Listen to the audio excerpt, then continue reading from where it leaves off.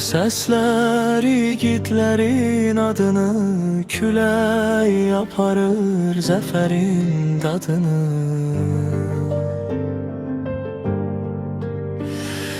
Bu torpaqda hər daş bir tarixdir, vətən sevgisi ən böyük varlıqdır. Vətən sağ olsun deyər ürəyim, sənin yolunda döyünər ürəyim. Bayrağın ucalıq, şərəf qürurum, sən var olduqca yaşayır ruhum. Vətən sağ olsun deyər ürəyim, sənin yolunda döyünər ürəyim. Bayrağın ucalıq, şərəf qürurum, sən var olduqca yaşayır ruhum. Şəhid qanıyla yoğrulan yurdum sənə bağlıdır, hər sabah, hər umudum.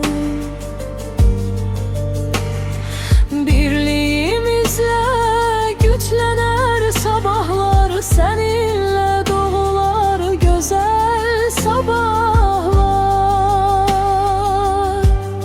Vətən sağ olsun, səsimiz ucalır, üç rəngli bayraq göylərdə dalğalanır.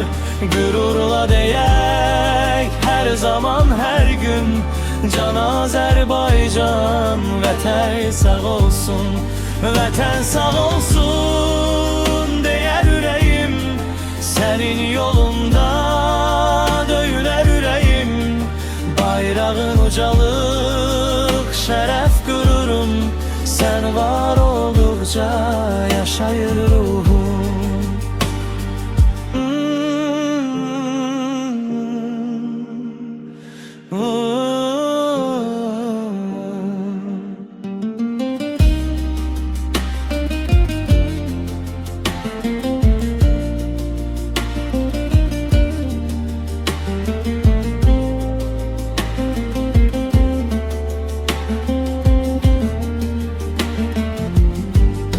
Vətən sağ olsun, səsimiz ucalır, üç rəngli bayraq göylərdə dalğalanır. Qürurla deyək hər zaman, hər gün, Can Azərbaycan. Vətən sağ olsun, vətən sağ olsun, səsimiz ucalır, üç rəngli bayraq göylərdə dalğalanır. Qürurla deyək hər zaman, hər gün, Can Azərbaycan. Vətən sağ olsun, Can Azərbaycan. Vətən sağ olsun.